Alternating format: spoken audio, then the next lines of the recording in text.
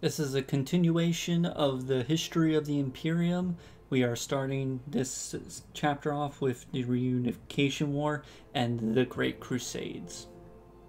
Scouting out and clearing this LZ for our troops makes me think of what it was like during the heyday, reclaiming the universe alongside the Emperor and his sons. Though one has returned and launched the Indomitus Crusades, I feel this is but a fraction of what the Great Crusades were truly like.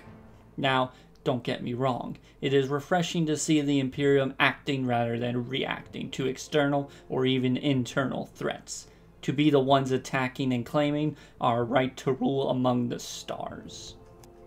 But the part I wonder is, what was it like to completely dominate all who opposed mankind in its quest for glory and advancement?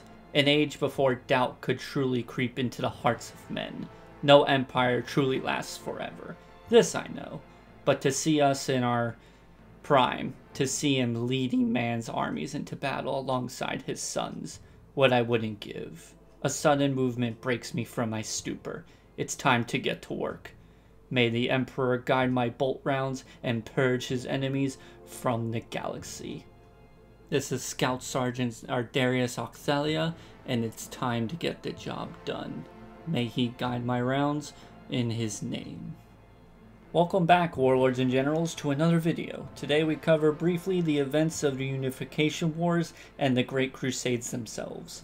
Now this will only be brief to cover the basic history of the Imperium and the Emperor. I may do a deeper dive later on these topics, but starting with the Reunification Wars was the Emperor waging war on Terra, now blasted wasteland due to all the wars during Old Night. This war was the Emperor's play. No longer willing to stick the shadows, he chose instead to unite mankind under one banner, with him at his lead. At this time, many techno-barbarian warlords held sway across Terra.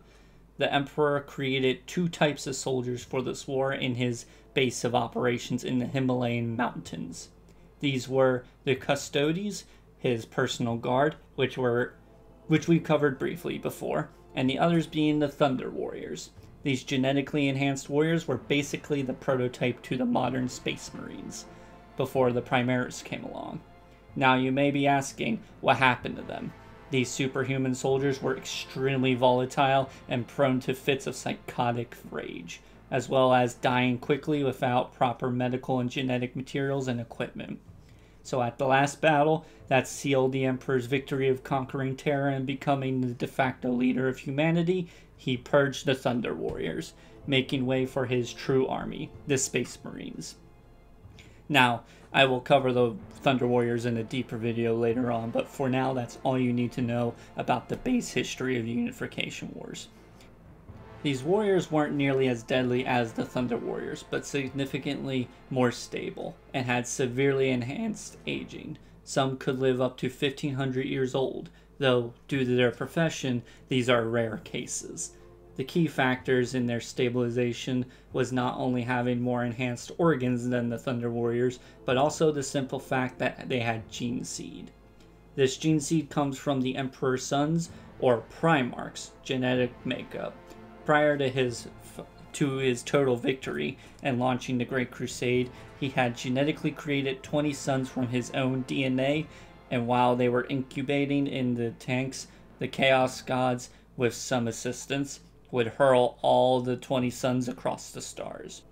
Shortly after this, the unification of Terra and the building of his spacefaring naval army for the Space Marine Legions, Slanesh, god of excess and new chaos god, was birthed from the last gasp of the Eldar empires. This birth scream caused not only the downfall of the hedonistic Eldar Empire, but swept away all the warp storms that made the warp travel impossible. Through the rent in space that will become known as the Eye of Terror remained, a permanent reminder of the old empire it consumed. The Emperor's long plan had finally launched at last. With no warp storms and the Astronomicon set in place, the Emperor launched his Great Crusade to reunify mankind, recovering his sons and claim the universe for men once and for all. The first son that would be found quickly would be on a neighboring system on the planet Chthoniya. Would the Emperor discover his first, the most favored son, Horus Lupercal, Primarch of the 16th Legion. Many more planets and Primarchs would be found, all varying feelings towards the Emperor, but Horus would remain the chosen among gods. After the Battle of Ullanor and the back of the greatest orc log to known history had been broken, the Emperor left the Great Crusade, promoting Horus to War Master and entrusting his sons to carry out his crusade. This would prove a fatal error for both the Emperor and the Imperium as a whole. However, that covers this topic for now, and the story will continue in the next video. But like I said, that covers this topic, and I hope you enjoyed this brief covering of the Reunification Wars and the start of the Great Crusades. Like I said, I skipped over a lot of details, but those two topics have a lot of specifics to them, so I will probably go back and cover them in their own special videos. But I hope you enjoyed the video. If you like what I'm doing here, please leave a like and subscribe if you want. I'm trying to grow the channel a bit, but only if you enjoyed my content. I want to try to grow the community and be more part of the Warhammer community itself. I hope you all had a great day, and happy wargaming.